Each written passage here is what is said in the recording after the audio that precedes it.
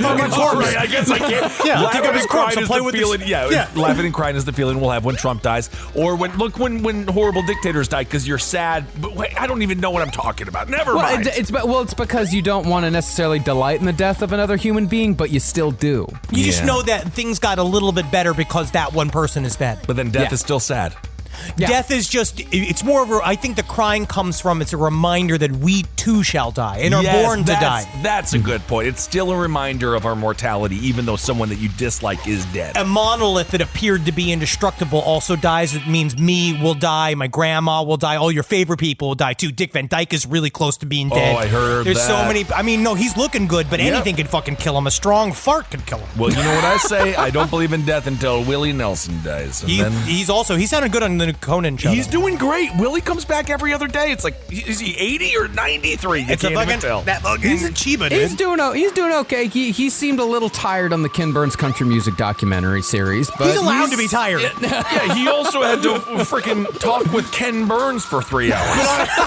But I'm looking at, we have so many very animated, steroided, and fucking amphetamine up old men screaming into microphones right now that I feel like Willie Nelson, it's cool for him to be chilling. Yeah. I don't want Willie Nelson hyper.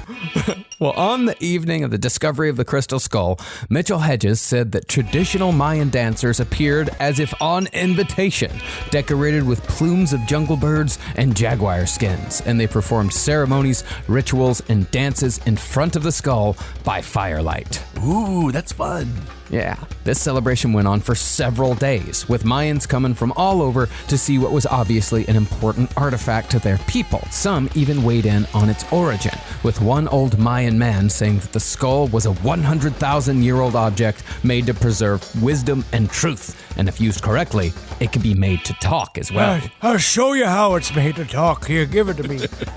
Hey, everybody, hey. Whoa. Hey, how are you? Hey, Harold, we can see your mouth moving here. There's no way you can see my mouth. Strong winds are known to blow in the caves.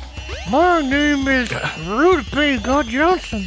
And I'm just... Your name is Rupee E. Johnson? No, it's Rutabaga. Rutabaga Johnson. Rutabaga Johnson. Can't see my mouth move because it's not moving because I'm not talking. We are going to Applebee's. Somewhat going against type for a British archaeologist of the time, Mitchell Hedges decided that the skull was obviously too important to take from the Mayan people, so he insisted that it stay with them. And this is how you know it's real, because explorers in South America and Central America, they always think of the people who live there first. Yeah, they always think of the indigenous people, and they want to make sure that they're okay. Especially at all times. in 1923. 1923 was definitely the time.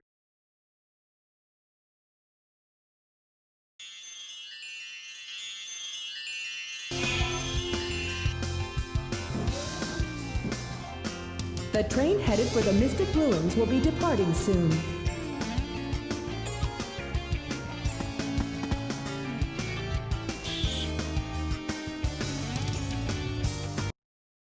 One tribe at a time. Well, Joseph Smith could have learned a thing or two from this man. Is that not correct? Yes, indeed.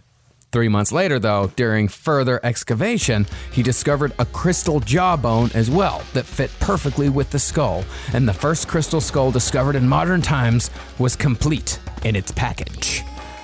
But in 1927, when Mitchell Hedges' expedition was at an end, he claimed that the chieftain stepped forward and handed him a bundle, and inside was what else but the highly valuable crystal skull. Whoa. The Mayan said, no, you take it. And he's just like, no, I can't possibly take it. No. You take it. No, I have far too many crystal skulls as it is. I couldn't possibly. Well, Mitchell Hedges' daughter said that the Mayans presented the skull to her father because he'd given them medical supplies, work, and tools, and this was a gift of gratitude. Aren't the Mayans supposed to be like this super advanced group of people that were like super, technologically advanced? They were. Why would they need something from this nerd? I mean, they just kind of took whatever. I think that the way to describe all of this is they all understood immediately, like, let's get some free shit from this white man. It's about merch. We're just going to take this shit and we're going to give him this thing that we buried in a field we put there for him to find. And that's not actually what happened, but you can see in this scenario, if this was real, you'd see that this was a massive, like, just a trick. I mean, I would totally go to a place, even if I knew everything was planted, just to find crystal skulls. It would just be kind of fun. Yeah, that's what I'm saying. Being an adventurer sounds like a lot of fun. This is obviously a very organized. This is a Sandals Resort version of being an adventure. Yeah, his 16-year-old daughter came along and had fun with it. He adopted her at 16. That's the truth. She was a waif? She was some kind of not wanted girl. This is the truth. She was a not wanted girl, and then he kind of scooped her up, and I don't think that he was Woody Allen. She was Short Round? Yes, but if Short Round was also Indiana Jones's like half wife. What's Short Round? From Indiana Jones and the Temple of Doom. Yeah, the little Asian boy that runs around.